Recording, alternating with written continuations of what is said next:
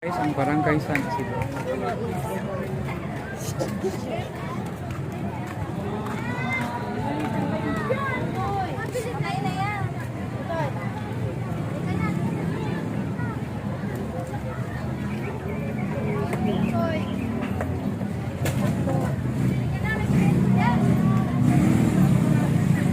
Barangay San Isidro.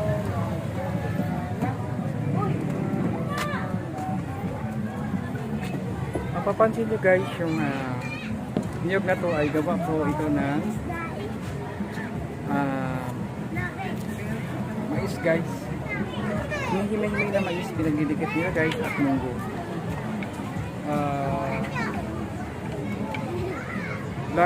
Black beans at saka red beans. Mga ano yan guys, mga buto yan guys.